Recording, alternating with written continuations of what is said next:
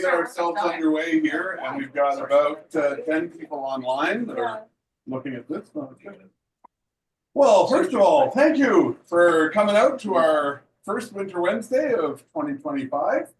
Appreciate everybody making their way out in the cold, particularly Kayla, who came down from. Oh yeah, Michael's back there. He's looking after that for us while we're going here. As most of you guys know, the goal of our Winter Wednesday sort of free seminar series is just to provide a series of short, sort of not long, but just nice and short little areas of interest for us divers. So Kayla's our keynote for kicking off our season. And then in February, we have the OPP Underwater Search and Recovery unit coming. They got some pretty cool videos. They're almost as cool as the ones Kayla's going to show you tonight. But Kayla's seen that presentation too. We ran into each other at a scientific diving presentation just in late 2024. So, but those guys are pretty fun. They come all decked out in their TAC units and all that kind of stuff. So it is kind of a neat evening. But what really struck me about Kayla's presentation when I saw it was twofold.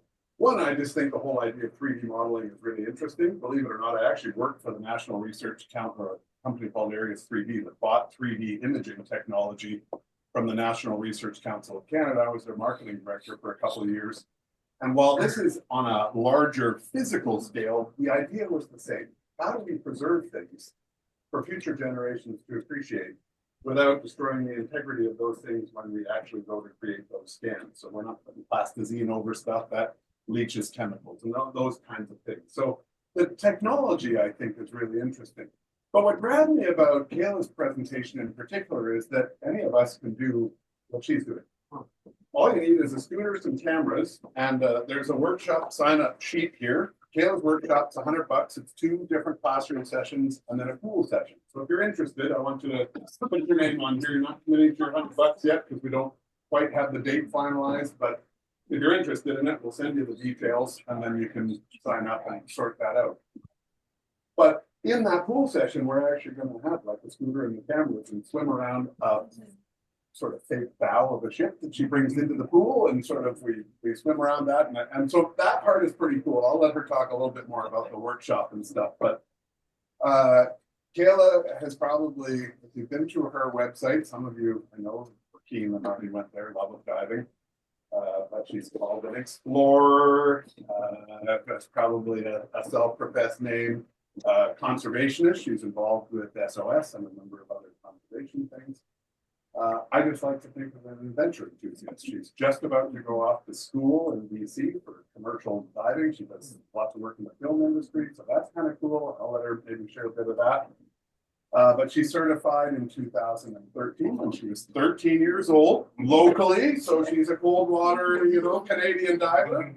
Does lots of stuff with Helen out in Brockville at Dive Brockville Adventure Center.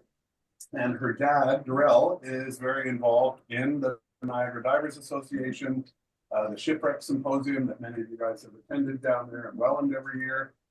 So they're obviously a family that loves the water, loves shipwrecks, and the whole idea of preserving some of these wrecks in the Great Lakes in particular, where Kayla's done a lot of her work, I think is really interesting. So without further from me, because you didn't come to hear me talk, you came to hear Kayla.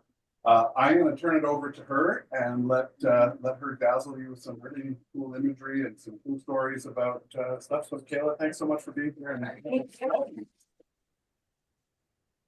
you really do know how to butter girl. I have been diving since I was 13. My parents finally got fed up with me asking for lessons, so they gave me lessons and said, go dive. So I did, and I've had the diving bug ever since. Now, I have done more than just cold water. I've gone down south a few times. One time I got to go to Hawaii and dive with giant manta rays. So imagine a manta ray the size of this room coming within 2 inches of you and never hitting you. That was pretty cool. It almost topped shipwrecks. But shipwrecks are definitely one of my biggest passions in life, and photogrammetry is also that. So today I'm just going to share a bit more about photogrammetry with you. So if you don't mind, just hold the questions to the end. I will give you plenty of opportunity to ask them afterwards. Now, please sit back and relax. And that did not change. And it didn't again. Give me 1 minute here. We're gonna go here. And we're gonna. There we go. Now we're playing. So this here is just actually what photogrammetry looks like. And this video is also not working. Well, this is a great start. So normally after you do a photogrammetry model and you process it in software, you can make what we call a flyby. And it's just simply a video, but it really shows off the model of what it looks like. So often when I finish exporting, I'll export out the video and this is what I show people. But sometimes loading it up on the website, it'll take a while and it's just kind of slow and hard to do. So this is a cool way to do it. Actually, it's not playing. Let me try one more time to get that going. Use Brad's PC. No. Okay, well, unfortunately, we're not going to be able to show the rest of this today, but I'll talk a bit about more of it later. But there is a site called 3dshipwrecks.org, and it has all the 3D models. So this is a model of the Katie Eccles, and it is online there. So that's where you can go to check it out.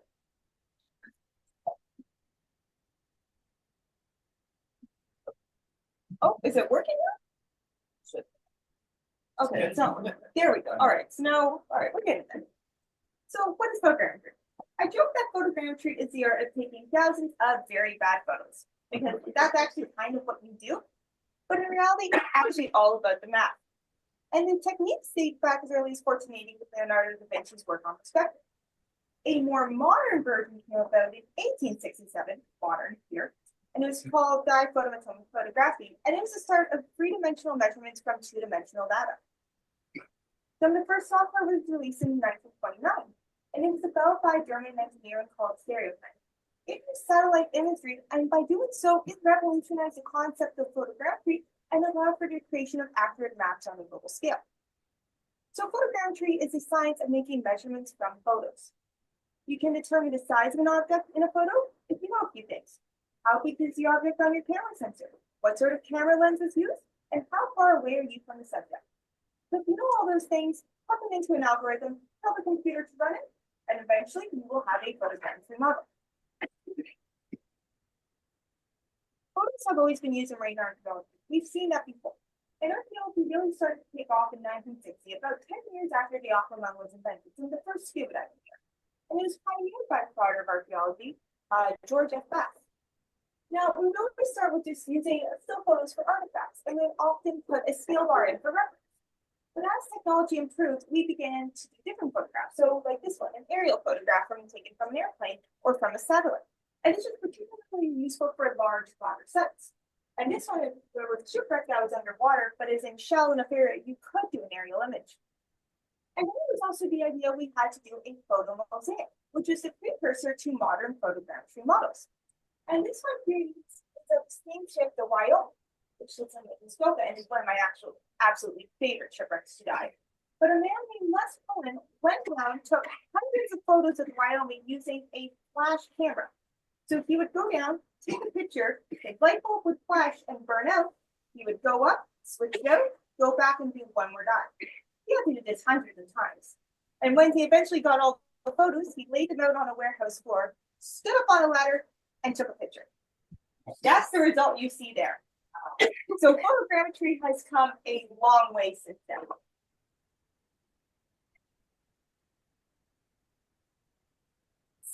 Not working today. That's all right. We'll just, there we go.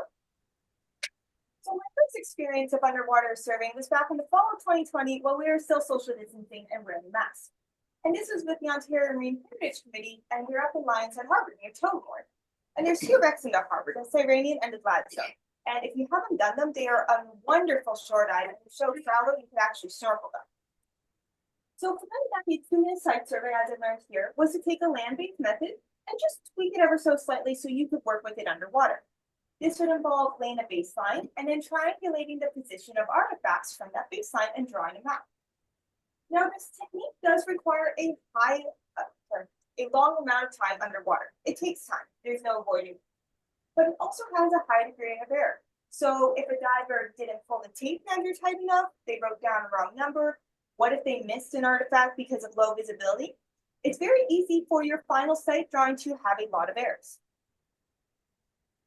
So here's an example of a site drawing. Now, this is a site drawing of the Cornelia B. Wingate, which is considered one of the most intact wooden ships ever found. And a team from NOAA took several weeks in order to make this map. And the Wingate sits at 190 feet. So bottom time is limited, and it's why it took them so long to go and do it.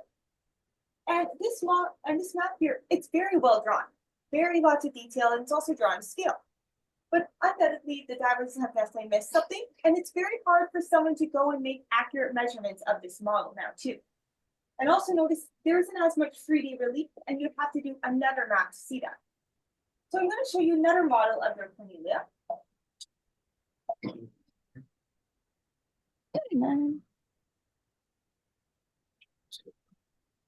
There we go. So here's another model of the Cornelia B1 and it's a photogrammetry model that was done by Becker Schultz. And you can just see the detail difference in it. So it shows what the wreck looks like on the bottom today in the 3D relief, but it also shows the impact of zebra and quagga mussels. Now you'll notice up here, these are the only errors. So on this map, there's a little bit of a blobby section, and there's a tiny bit of fun there. And that's because why the wind rate sits at 190 feet. Bottom time is limited for doing photogrammetry, and the masts of a ship are notoriously difficult to do. So even with those two little errors, this ship has incredible detail for further research.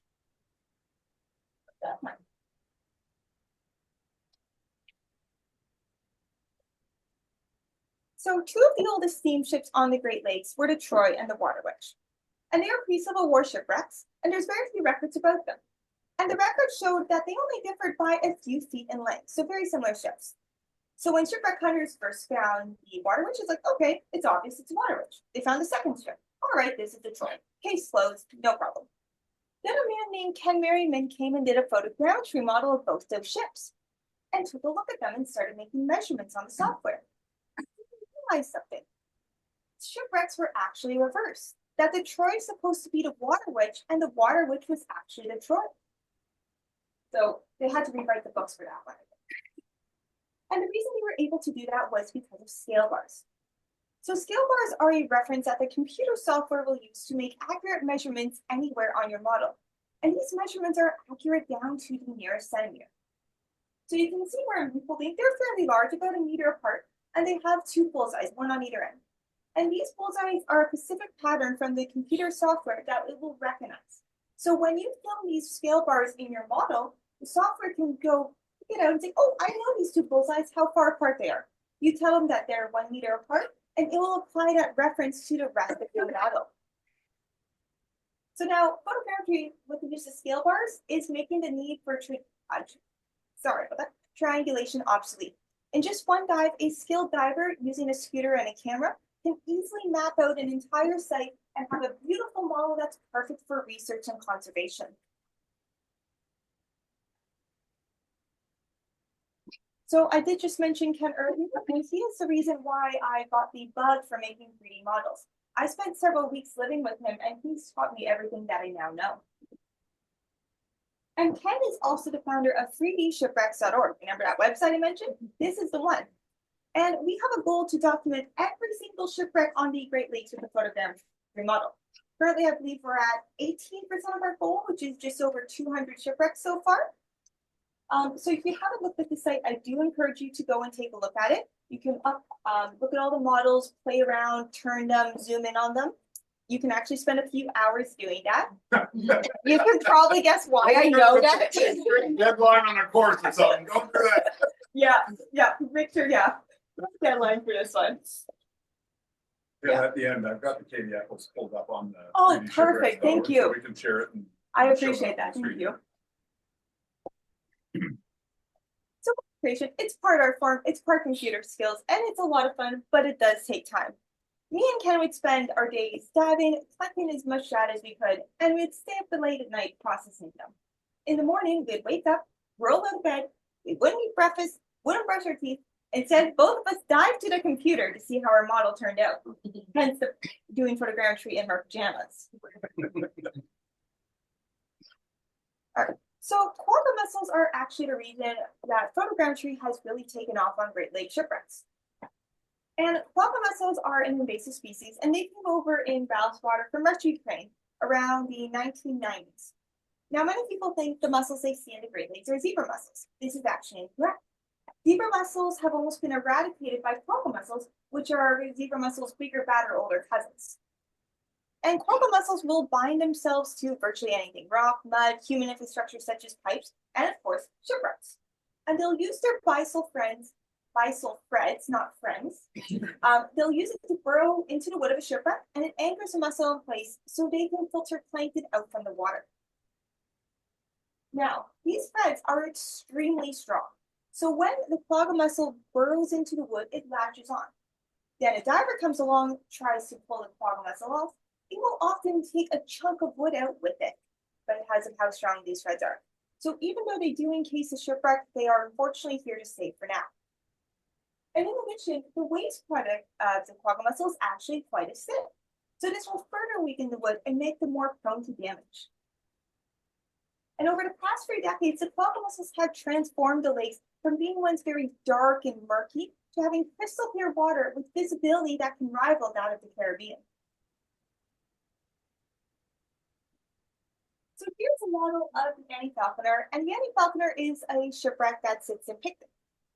Now, when the Annie Falconer originally sunk, the bow was more like a traditional ship's bow, more of a triangle shape and properly upright. But over time, the wood's been weakened by clogger mussels, and the weight of the clogger mussels on the wreck itself has slowly caused the bow to begin to fall apart. And you can see that here. The bow is much harder. The furrows may be in line here, but now it's fallen down. So when the original finders of another shipwreck called the Oliver Moat, when they saw this model, they were in shock. Because when they first scoped Annie, her bow was held upright and in the proper position. But now they saw that the clogger mussels were damaging their shipwrecks, and that they couldn't just sit there anymore and leave it be an unchanging museum. So they had to act and get the wrecks documented before they began to collapse. And it's why they chose to pass the location and the guardianship of the Oliver Moat on to myself. And the Oliver Moat was considered one of the crown jewels of the Millhaven shipyard when it was launched in 1873. And there was no expense spared in the construction of the ship, since it was to showcase the design and building skills of the Millhaven shipwrights. And they were competing with the larger Portsmouth yards nearby in Kingston. The Oliver Moat's career would span 40 years until her collision in 1921 with the steamer Key West. And at that time, there was only about 400 sailing ships left registered on the Great Lakes, compared to the previous number of several thousand. So the Oliver Moat represents one of the last of the free-masted schooner era. And since her loss, she's actually been considered the holy grail for shipwreck hunters of the region.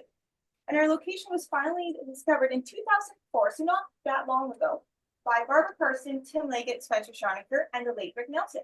But they kept the location secret in order to protect the ship.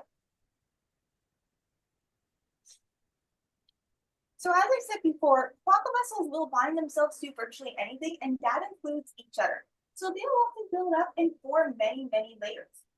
And the weight of these clogger mussels as they build up on each other can be very damaging to a ship, as you saw with the Annie Falconer. But the mussels also filter plankton and other particles from the water.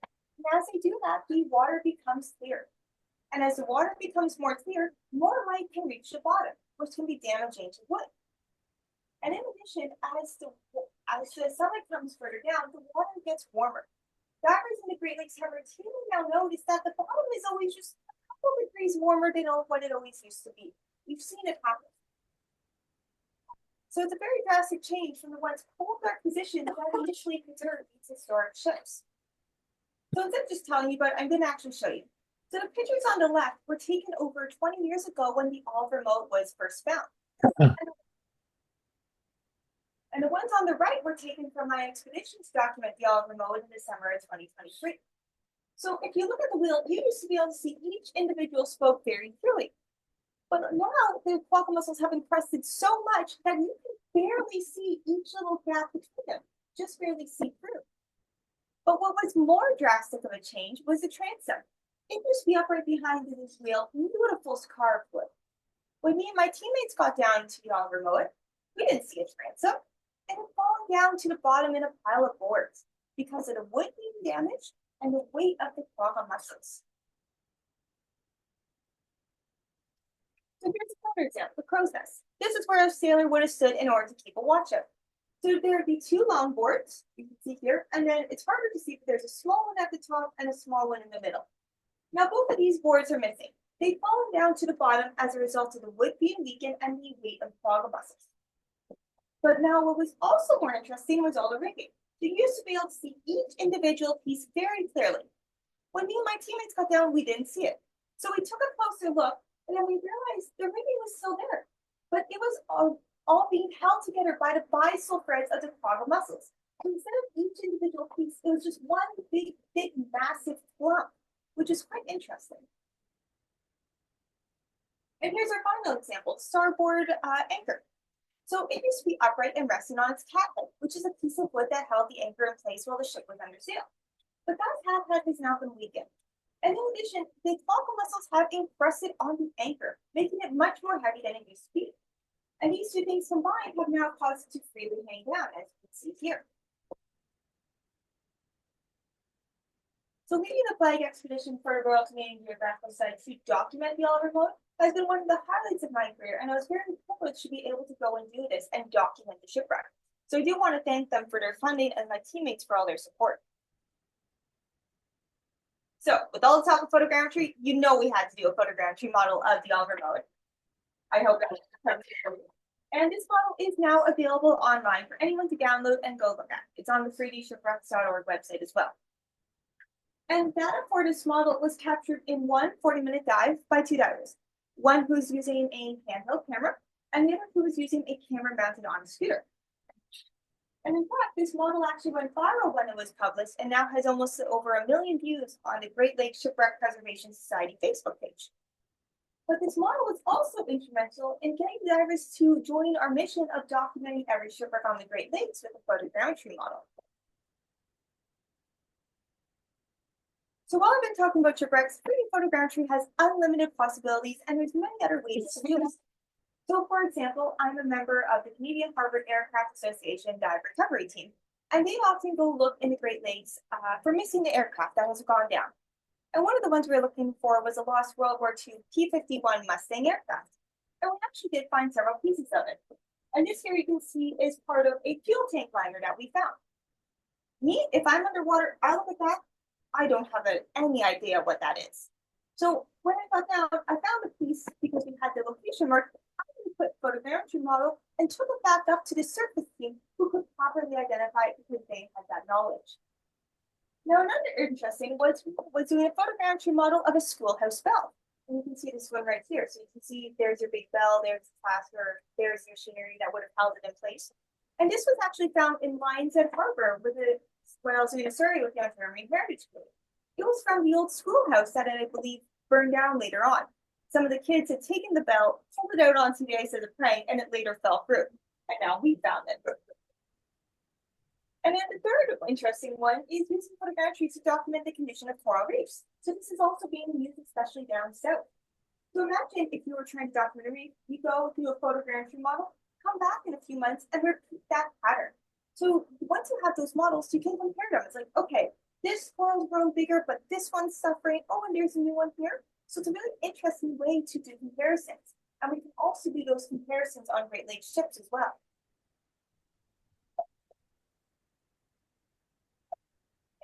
Okay, there we go. Hope this video works. There it goes. All right, it works. So as we talked about before, we are going to do a photogrammetry workshop.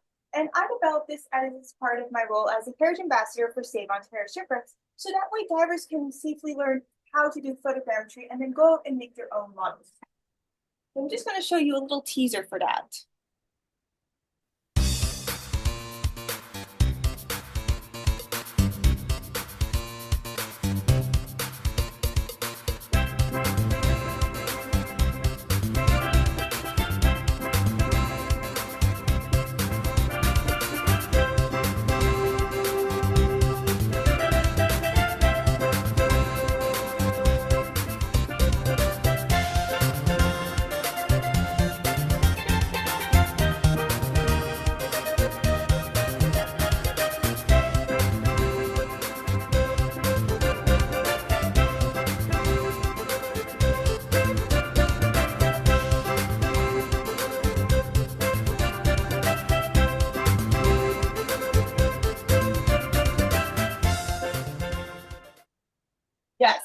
like that answer. So as you saw in there, that was the shipwreck the Black Pearl, which is a transportable shipwreck. It doesn't have a permanent destination. Yeah. Don't drag it. No problem. Yeah.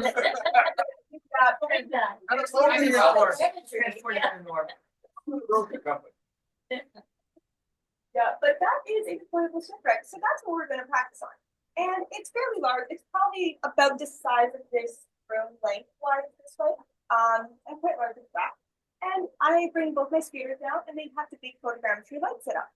So if you're in a pool, you can feel free to scoot around and take your and practice it. So there's no need to go down on a deep shipwreck and possibly waste a dive and figure out how to do this, because if you have a question, you can just pop up and ask. And also, it wasn't thrown at the chair, but I've also made a wheel. It's a standalone wheel. It's not connected to any rack, but it does stand up, and that's how a diver can practice doing these spiral patterns as well, using the hand program. So we are looking at possible dates for doing the workshop. I believe it's going to be late April, early May is when we're planning. So I'm going to actually give you a little sneak peek of some of the highlights from the workshop. So you're going to need a camera. That much is pretty obvious for photography. And here's what you have available. You don't need to run out and buy the most expensive high-end piece of equipment there is. Yes, they do.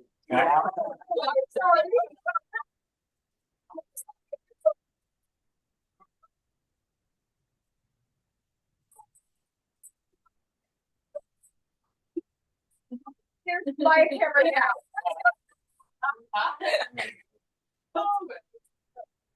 So often divers will also use a GoPro, which I'm sure he has.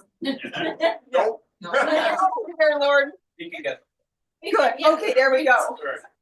We like the crack houses for your iPhone. Yes, and you can never even use broke, that. so- Yeah. Yes, you can pretty much use whatever camera you have available. Kraken, GoPro, whatever works. You just need a camera. And in the workshop, I do go over camera settings that you need, particularly for the GoPros. But I'm a little biased towards them, but you can use these settings for almost any camera. You just have to find them on yours.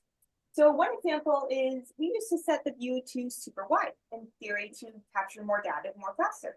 But it actually wasn't as good. So now we set the view on our cameras to more of a linear mode, so less distortion. And as with any land-based photography, you need light. The only time you're not going to be bringing down your own artificial light is when you're on very shallow sites, so 10 to 20 feet max, and you have plenty of natural light if it's a sunny day. Any other time, you're going to need to bring your own light. And now my scooter has 4 25,000 luma floodlights on it, so quite a bit of light, but you do need it. And you can see here that the camera is mounted on top. This is one of my friend's camera, and then these are the floodlights beside it, and there's 2 more on the other side. And that's because better lighting creates more data points for the software to work with.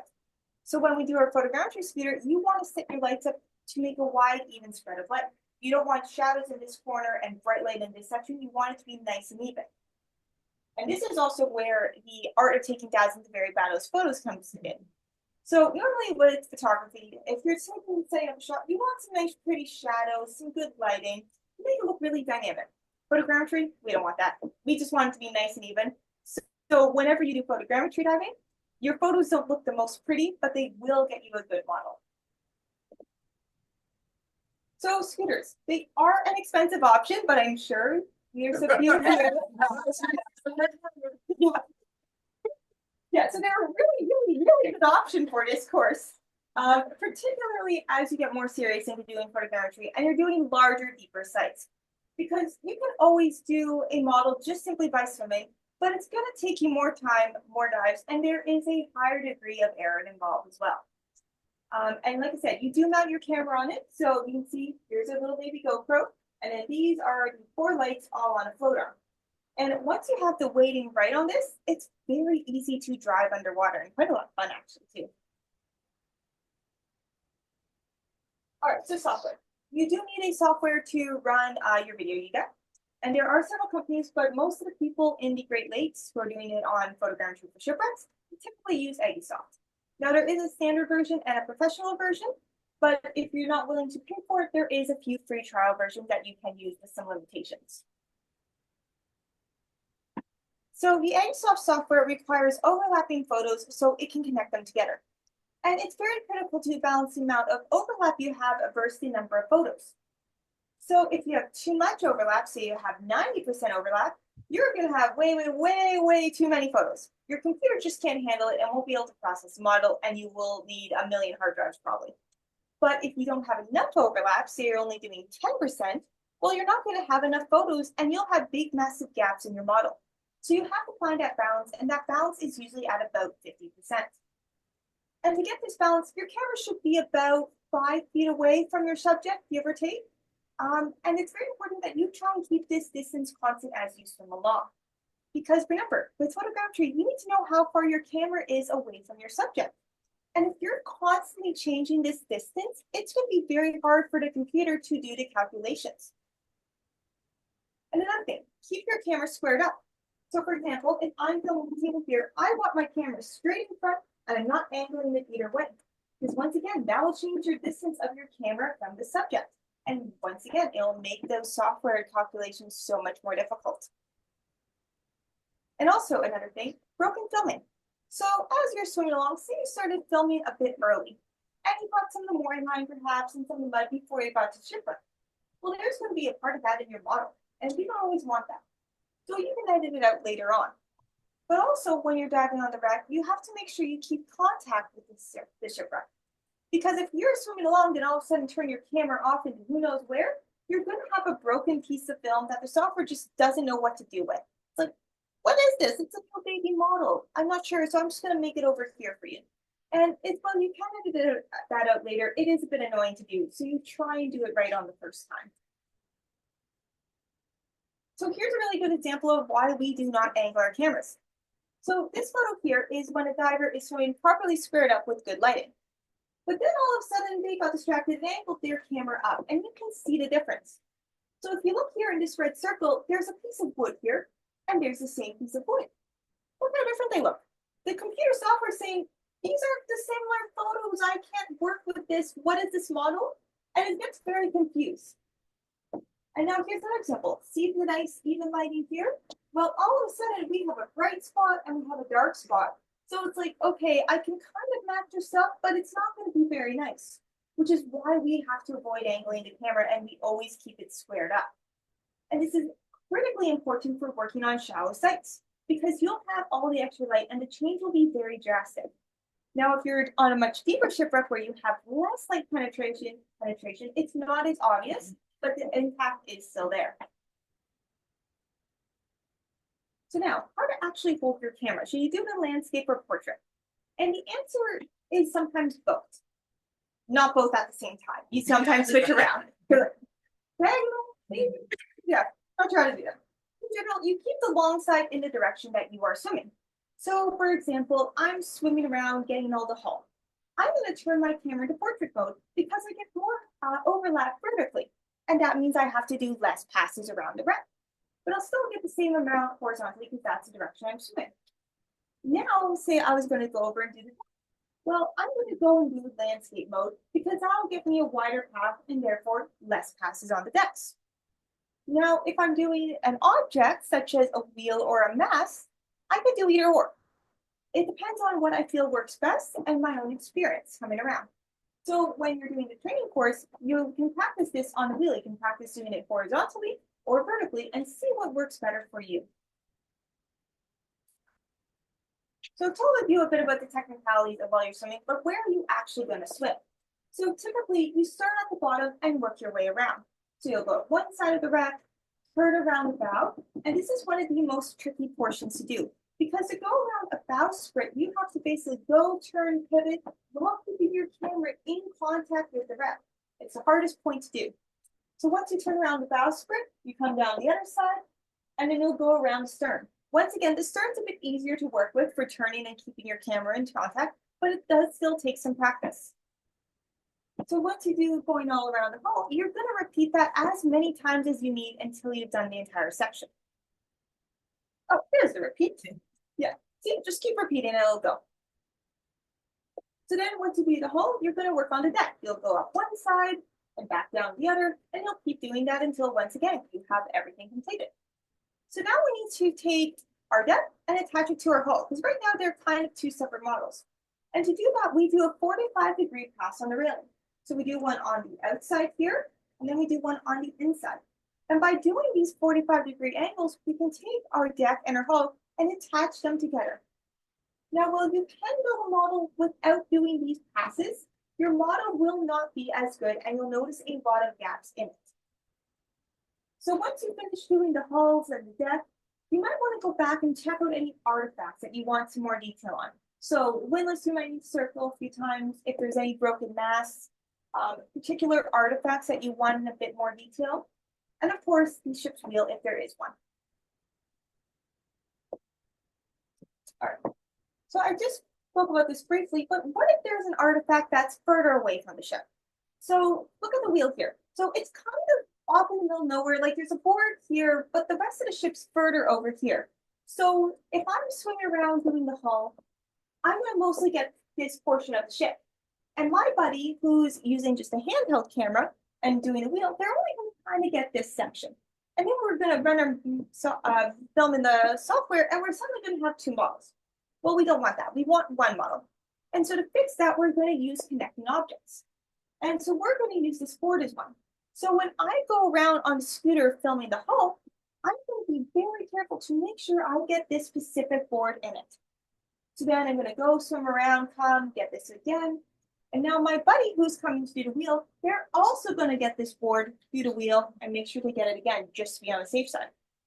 So that way we throw it to Andysoft. We put my film in, it makes the model, it puts my partner's film in, makes the model, it compares them and says, oh, wait a sec, this board is in both sets of film. I can connect these models together, and therefore we'll have a complete model of the Katie Eccles.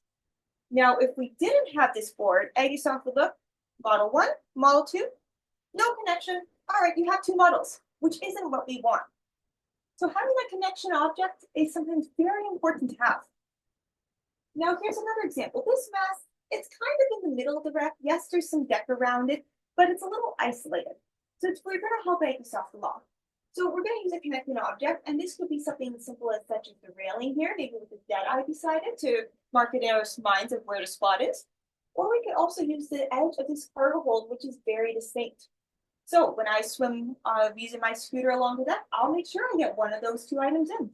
And then my partner, who's circling around the mast, will also come out, circle around here and this cargo hold to get that connecting object so we can have a complete model. Now, it's becoming a bit apparent that teamwork is important for photogrammetry. You'll actually be surprised to know that some of the best models are shot by one diver on one dive. Now, we typically don't actually do this for safety reasons. One, it's always good to dive with a buddy. And two, because sometimes the wrecks are so big, you need at least two divers to film the entire thing. So teamwork and communication is going to become very important. Now, I want to tell you a story. So I was working with several other divers in the Kingston area, and we were doing a photogrammetry model of the side wheel steamer to Comet. Now, if you haven't done the Comet, it's a beautiful shipwreck, 25-foot tall paddle wheels and sit upright on the bottom. If you haven't dove it, go dive it. It's like, we know them photogrammetry, so we were discussing our plan. You're going to film here, I'll go this section, and you'll do here. Perfect. So we go do our dive, feel pretty good. We put the model in the process. A couple days later, we come back and look at our model. Oh, we missed something. We missed the engine of the ship. You can imagine our embarrassment. Us three very good photogrammetry divers missing the engine.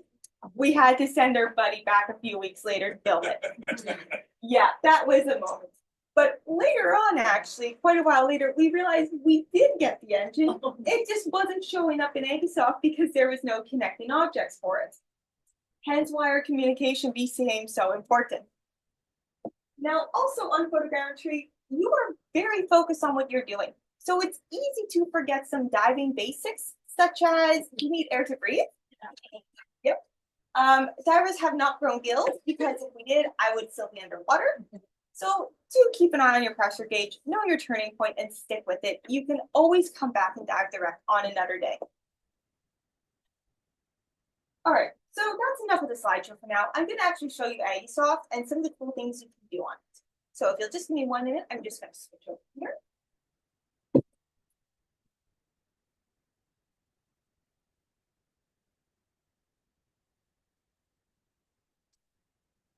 Good, that's coming up. Okay.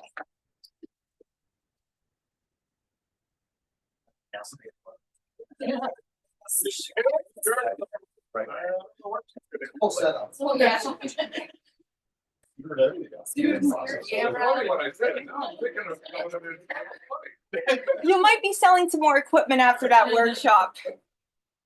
All right, so this here is a model of the Oliver mode that I made, and it was created from 9,485 images, and it had over 15 million faces on it, so it was quite a high quality model. I actually tried to make an even higher quality one, but my computer couldn't handle it and actually crashed in the last hour of processing. It showed everything, it was coming up on screen, and then it crashed. It's like, and that was after a couple days of rendering too. So it was a real killer. So this was the next best model I could do, and it was still very high quality. All right, so question here. How good do you think I did? Did I get an A+ on this? All right, well, I'm going to show you actually how good I did. We're going to use a confidence badge. Thank you. Now we're going to go to our confidence model. There we go. And let me just move this so you can see a little bit better. There we go. So blue means that I got tons of data points and did a really good job. It looks like I did so far. And red means I have nothing there. There's no data, and I'm basically useless at that spot. Pretty much what it means. So if we zoom in, I'm just going to zoom in here. So look at the winch. It's all nice bright blue. And same thing with over here with the donkey boiler and the coal bucket beside it. And that's because I spent a lot of time carefully circling the objects and getting every angle so I would have a ton of data to work with.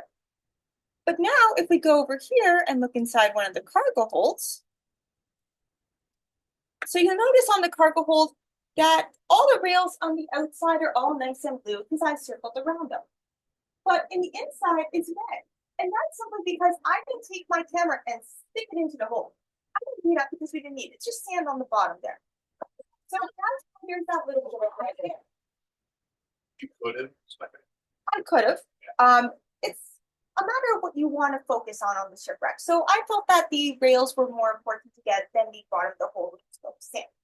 So it's just a matter of what you're looking at. In theory, if I wanted to, I could have gone to each cargo hold and each spot between the rails and put my camera in each and did a little circle and got it, but that would have taken probably another couple dives to do. So now we're going to go over to the far side here. Oh, there's a big red spot here. So this is one area I did not do very well on. And any substance, there's no data here. So I'm going to show you what that looks like without the confidence model on. Give it a sec. So you see here, this is where our big red section was. And you can see it's this kind of blobby, gray heavy thing. And that takes off making the model for me because it has nothing to work with. So if you miss a section, this is what your model is going to look like. And I'm going to show you a few tricks for figuring out why this happened. I'm going to just zoom out real quick here. Zoom out a little more. quickly. Did you go back and do stuff at this model after the fact? Like if you saw the model and went, oh, I missed that part, did you go back and fill it in later? Yeah, so you can fill in and add more photos from a second dive. It gets tricky to do. So you do need a connecting object. Also remember that different day, different dive, you might have different lighting, different data points, and combining photos and angles off, it can be a bit messy. Sometimes I will full disclosure on that. Sometimes it goes really well, other times not so much. So you generally try and do the rec all on one dive if you can, because that makes it so much easier. Usually if you have to add in more photos, it's sometimes easier just to restart the entire model processing. Other times you can kind of add it in. As you saw here where all the photos were storing, this is called a working chunk. So you would make a second chunk and then combine those chunks together in order to add in those photos. Is the model using the focus distance data from the metadata? Sometimes I believe it does in some I don't go into too much detail here, but in the workshop I do go into some of the camera calibrations it does to calibrate for each specific lens, and it probably uses some of that metadata to help make those calculations. So if we go back to the confidence model, I'm going to turn on our swim paths now. So I'm just going to angle that a little bit better for you so you can see. So these are all the swim paths that I use to film the all remote. And you can see over here, this is where winches, where I circled a bunch, where I circled on the boiler, and these were some of my passes along the decking. So it's kind of a neat thing to see, but if we zoom in closer, all these little black lines, keep coming closer, you can see that they're all actually the 9,485 photos that made up the model. And it shows you where each one is placed and where they're overlapping. So now if we zoom back out, keep coming out, and we're going to go back over to our little oopsie section here. So you can see that, yeah. So you can see here, I did a few big circles on the far side. I came around again. But then on this kind of last one, I seemed to veer out a little. I didn't stay as straight as I should have been. And so I really should have done another third pass because I missed this center section where we have this big gap. And underwater, I seem to have done it fine. It's like, okay, I think I got all the depth, but I really should have done that third pass. So now I know if I go back and do this model again, or if I'm doing a similar dive, I should make sure I do extra passes on the deck because I know that's where I missed something last time. So now I'm just going to turn off this for 1 quick sec. Oh, wrong one to turn on. There we go. All right, so I'm going to show you one more thing, and that is our scale bars. So these are the fun section. So here's our scale bars sitting nice here, nice and little pretty. They look kind of tiny next to the wreck. And we often won't put them directly on the shipwreck. And this is for a couple reasons. One, we don't want to risk damaging the shipwreck in any way. And two, they just look nicer sitting off to the side than being on your model. So usually they don't need to be very far off, only 2, 3 feet, maybe 5 at the most away from your model, because you need to still be able to swim over top of them and get them in your film. So remember, each of these little scale bars, the software knows how far apart it is, and they'll take that reference and apply it to the rest of your model. So I'm going to actually measure some stuff right now. So someone give me something to measure. Any part of the ship. Mast. Okay. Let me find one. Here's a mast for you. I'm gonna make sure we get it. So we're gonna move this out of the way. Put that down here out of the way for a sec. And we're gonna go to our ruler. Gonna go to the tip here. That mast is 15.3 meters long. So you can make an accurate measurement anywhere on your ship. So I'm gonna go here, say I wanted to do the winch. 2.1 meters long. So you can do this anywhere. And remember the story of the Trojan water winch? This is how they figured it out by using the scale bars and the measuring tool and carefully measuring each piece to figure out the total length. So imagine a researcher who's a non-diver. They can suddenly take this and play with the measurements and make comparisons of how the wreck has changed over time and how the quality and zebra mussels have impacted the site and how it's begun to decay. So this is a very powerful tool we can now use for documenting shipwrecks. All right, so with that, thank you all very much for listening, and I'll be happy to answer any questions.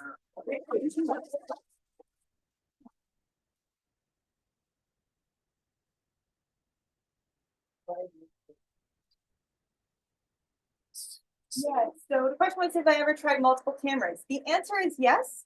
The result was, oh boy. So it can actually work to use multiple cameras. It's just a matter of having them in the right positions.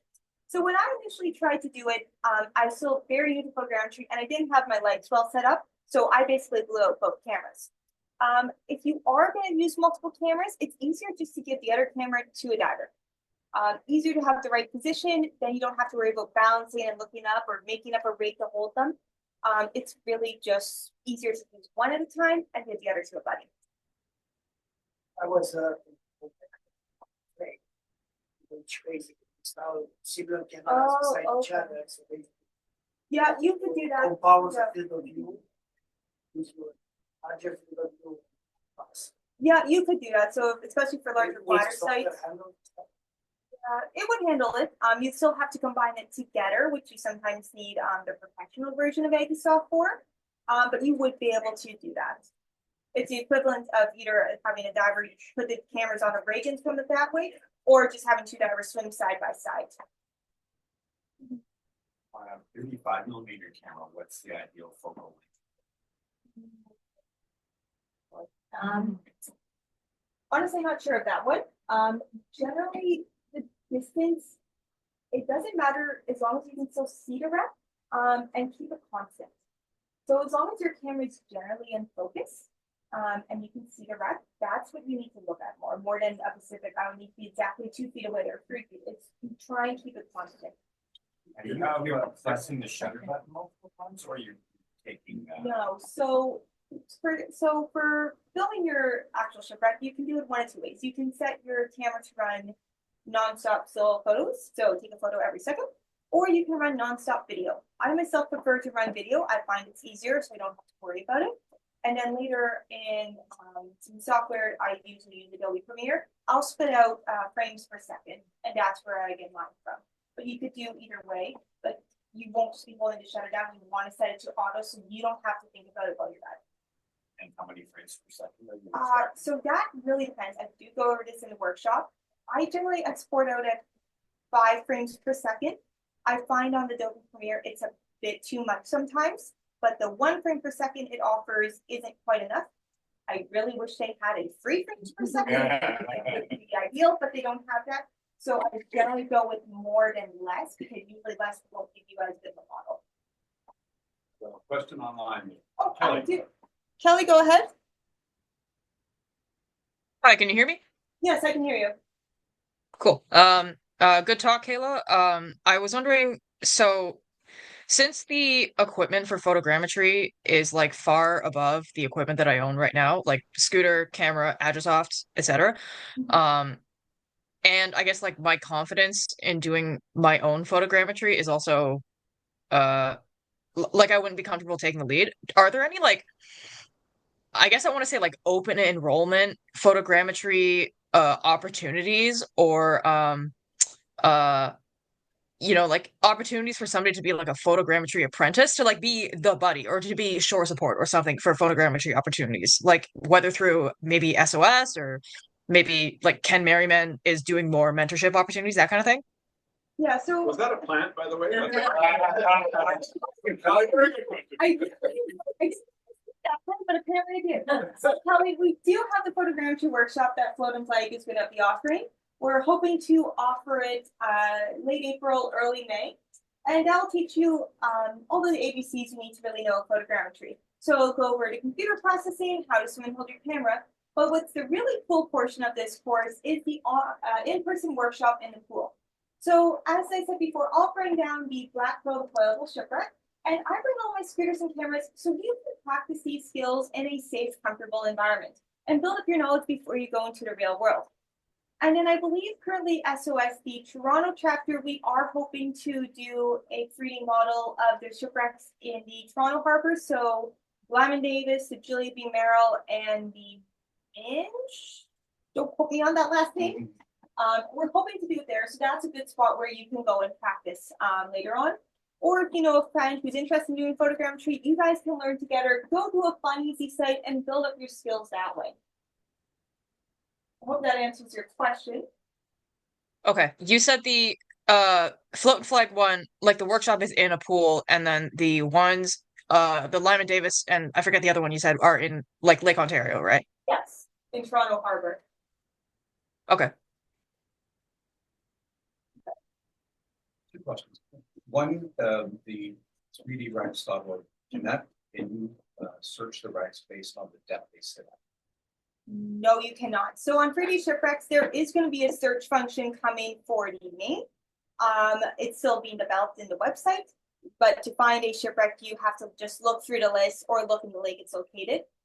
In fact, let me show you this right now because I'll show you the one of the Katie Eccles because unfortunately that video was not properly working.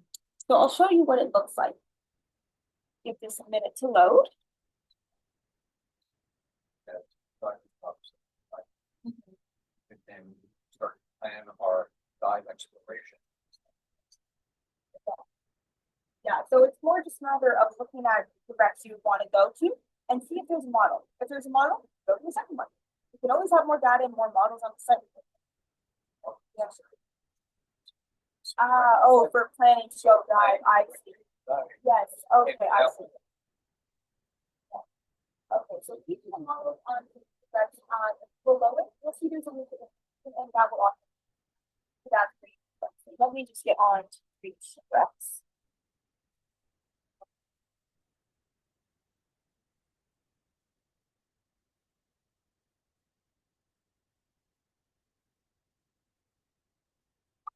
Yeah. I think there's still like that working on certain functions there's different functions. That will eventually come up, but still hard to have. They might be interested, not wrong, but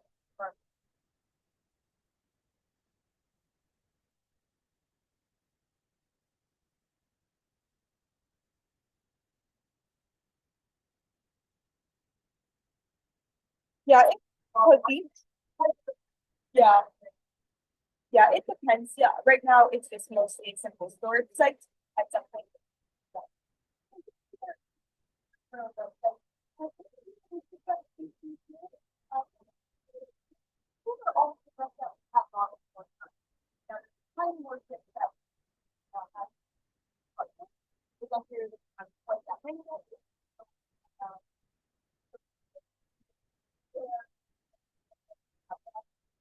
But now we're fine.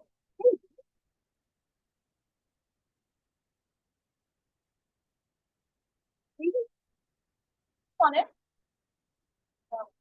Let me give that a minute to load. The whole loading is going to load. These will tell you some basic information of the ship, some of the history, site information, also just more as well.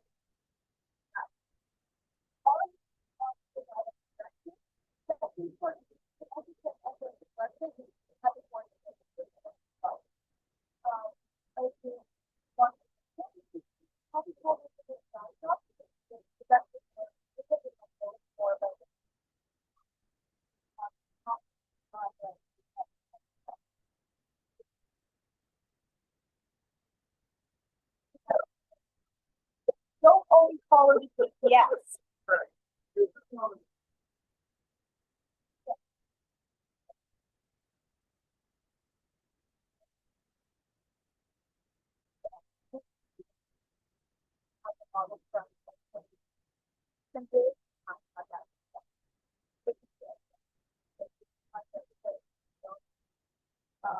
And then you can here also gives you information about the model. So this was done by time. It took us 25 minutes. So that was the process. And it tells us all the cameras. All especially if you start putting the monitors, it's kind of will go through. Now, loaded, so that's clear. So here's the Katie, and the Katie wants to run out of favorite front average drive, and that's simply because one of those packages. So it's the stern deck has a heart attack.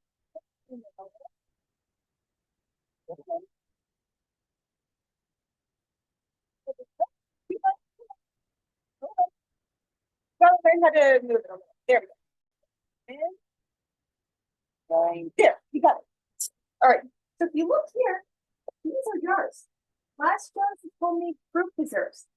And underwater, you look like you could eat those peaches today.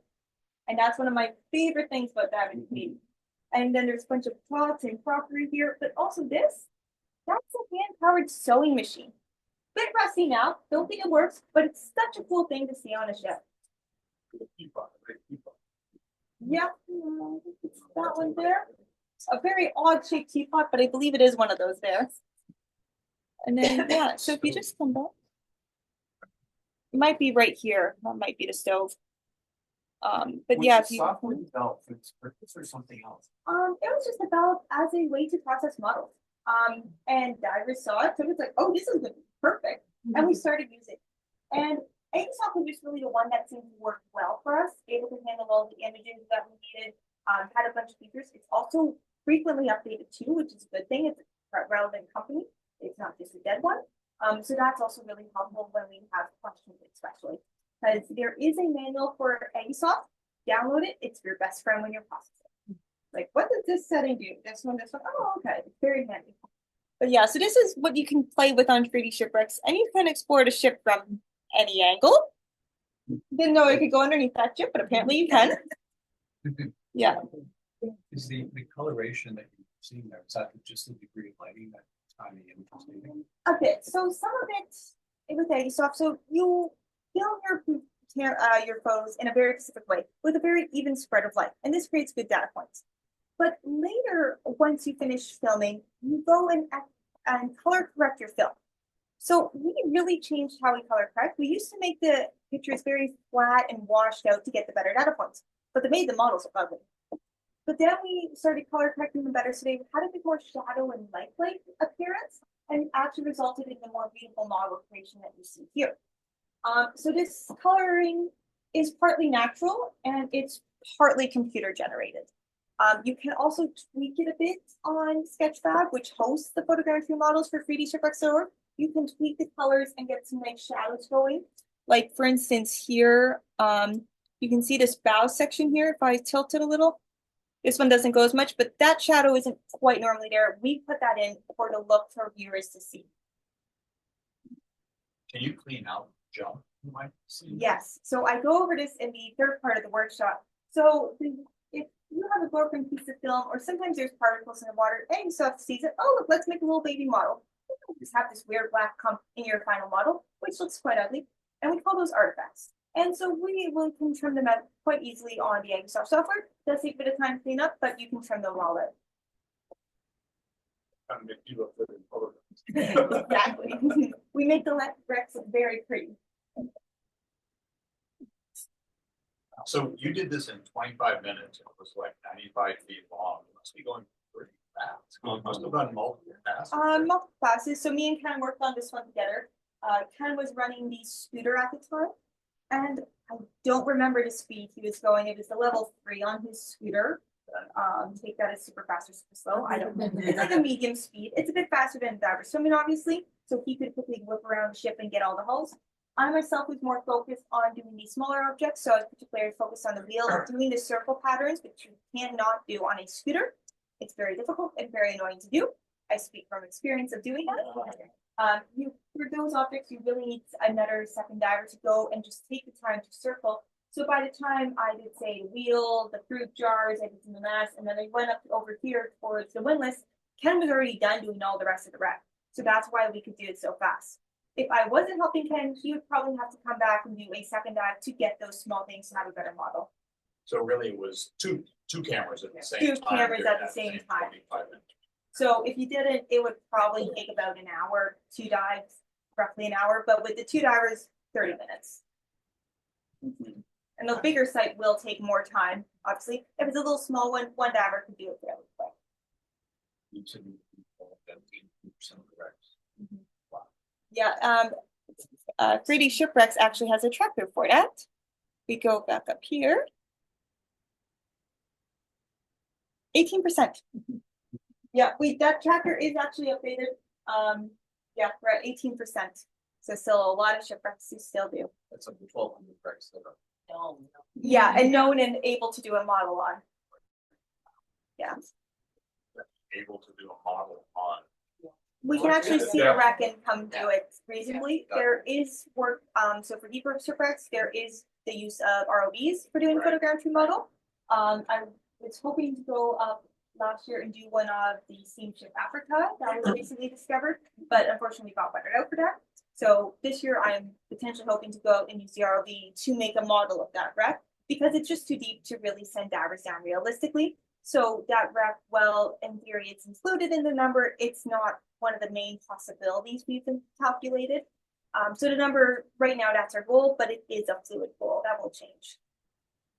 What's the like maximum depth? Like when you talk about the target model, like 1,200 reps, what's the maximum depth that you guys consider doable? Diver depth, basically. So some people are going down on rebreathers and doing models. So it's whatever safe limit divers can do reasonably before you need an ROV. Is really what it is. So some divers will only go to 130 max recreational. Other divers will go down to 300 feet. It all depends on your skill and comfort level. What did you look at? I go to 100. That's where I'm rated for right now. Where do you get your funding? What funding? Mostly volunteer ones, right? Congratulations. Yeah. Society, shops, Um, everything. Secretary Shipwrecks does help cover a little bit of costs.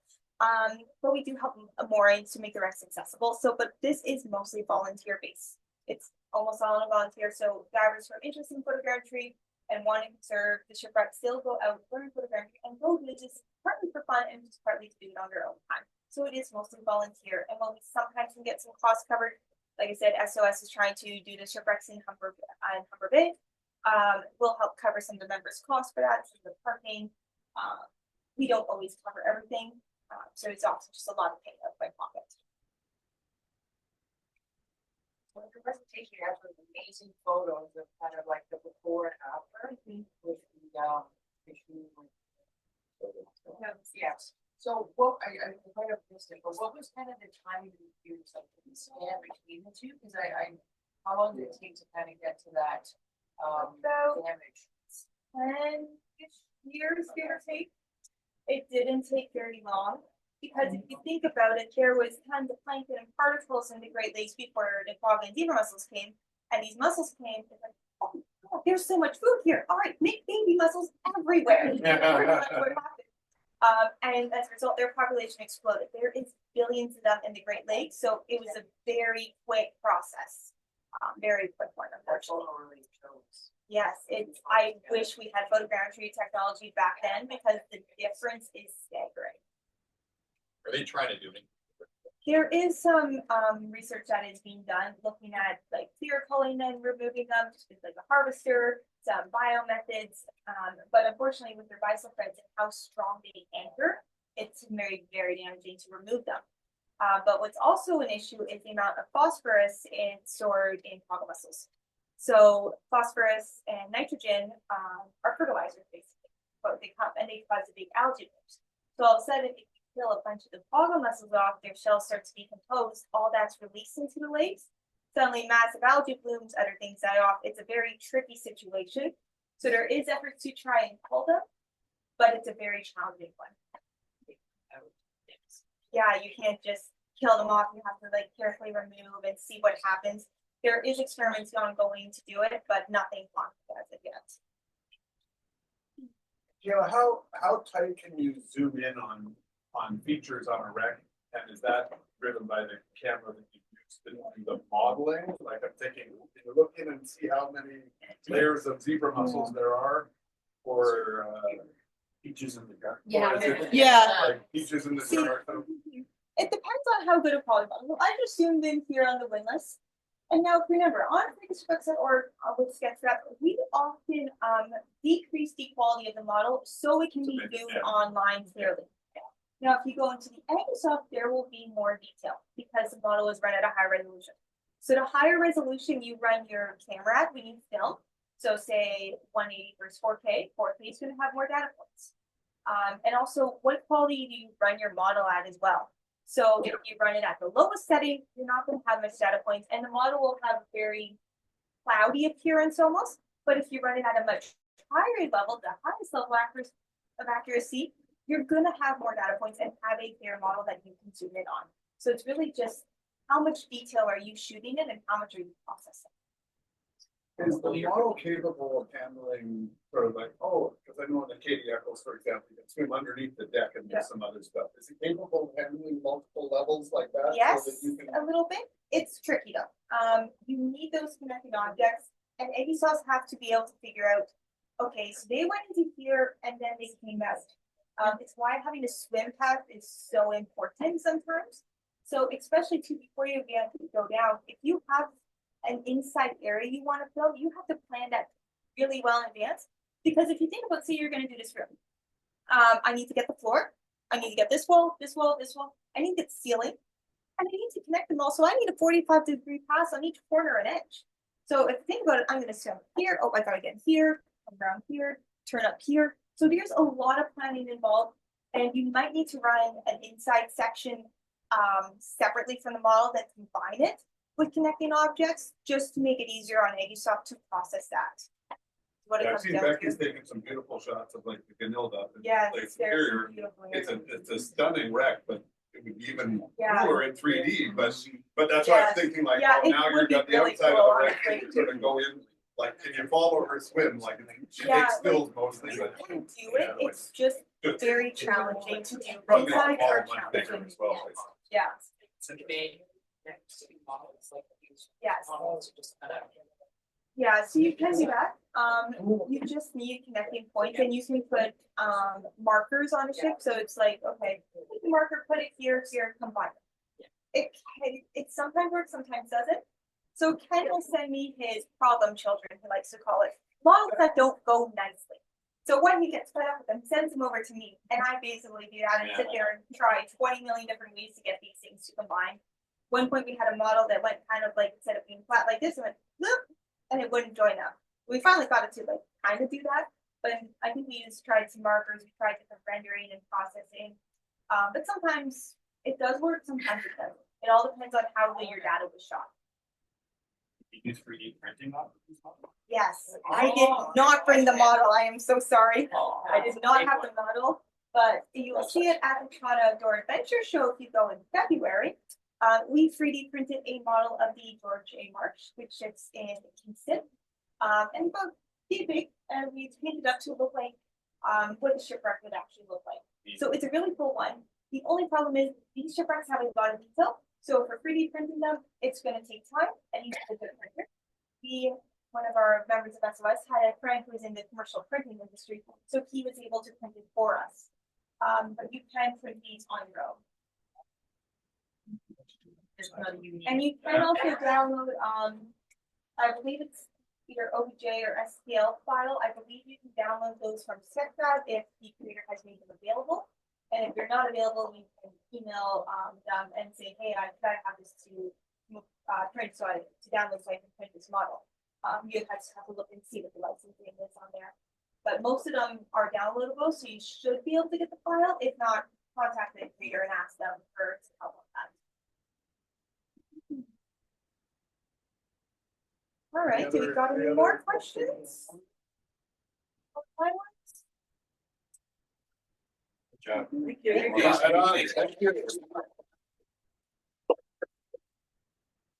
No, I think Kayla had some, she's going to do a draw for something, but we also, now you may already have one of these, hopefully not, but thank you for joining us tonight. That's not 3D photogrammetry, but it is a nice little calendar with some I will be so lovely happy. shipwrecks and fish, and you can remember us. Thank you for joining us. Really cool. I think you see now why I thought that would be an interesting presentation. Whether you actually decide, hey, I want to do that or not, it's kind of interesting to know that people in the dive industry are looking at this stuff and preserving some of the shipwrecks. My very first dive was actually the Annie Faulkner that you showed earlier. And when I dove it, its bow was upright and had the full anchors up here. And I dove it 2 years ago in Picton. We used to run a trip up there in early June. And it was not the same wreck that I was on 20 some odd years ago. So even just same wreck either. Thank you. Thank you. Good night, Michael. Up 9-5. I didn't come out of that. Sorry, calling the kennel. Yeah, Well, I hope Michael joins us at McDonald's in Hamilton for the post. We're not going to McDonald's. But yeah, it's a completely different shipwreck. And if you saw what I saw 20 years ago and then saw it today, you'd like, yeah, it's totally different. And so the idea of what they're doing in preserving these wrecks so that you can see them at least as they are today, because they're going to keep deteriorating. None of them are growing back to full shipwreck. There's no reverse technology here. So to be able to do it and be able to look at it, and as she said, with researchers being able to look at some of these things, they probably find stuff all the time that they didn't notice that before. That's people looking at it with a different eye than maybe us divers. They're looking at it even not as divers, but as researchers, looking at features and stuff. So yeah, very cool. So thanks again, Kayla. Really. For those that would like to join us, we're gonna head over to Jack Astor's. We'll take, take some time, make sure we've got the sign up sheet and everything. But we're gonna head over to Jack Astor's. Kayla's gonna join us. So if you have some questions and stuff, we'd be happy to treat her to some dinner over there. So if you'd like to join us, please do so. Otherwise, look for our next one. As I said, the folks from the OPP Underwater Search and Recovery Unit, February 19th. And I've seen that presentation. It is fantastic. It's really Like cool. it's a really cool, interesting one. Yeah, and they, just as a teaser, they actually have video in there. You don't see any dead bodies, but you actually see the silhouette of them. They actually show side scan. They use a lot of side scan sonar, and they'll show the videos of, hey, we were scanning this lake for a body. We heard that a body had been dumped in that lake, and then and it's there's a belly. Oh yeah, there's a person. You can see them on the bottom. Nothing gory, so it's a family friendly type of thing. But it is really interesting. They were really freaked out when they started waving. Yeah. Is it supposed to work like that? Very cool, but these guys do all sorts of crazy stuff. The caveat, which I will put out later, is they're on call, so they're here in full uniform, guns, flak jackets, the whole kit and caboodle, as they were when they did our presentation before Christmas. So if they get a call, they gotta go. That could be 10 minutes before the presentation, or it could be in the middle. Hopefully not. It doesn't happen usually that fast for most of them. Most of their stuff is a little bit more planned, but they've got footage of helicopters landing on frozen lakes and having to cut through ice, and it's a very interesting, very fascinating presentation. So hopefully you'll be able to join us for that as well. Once again, thanks very much. Thanks for on the chat. Sorry? I saw that. Is there chat thing pop up. Oh, there may be a question there. Oh, yeah, Chat, there you there go. we are.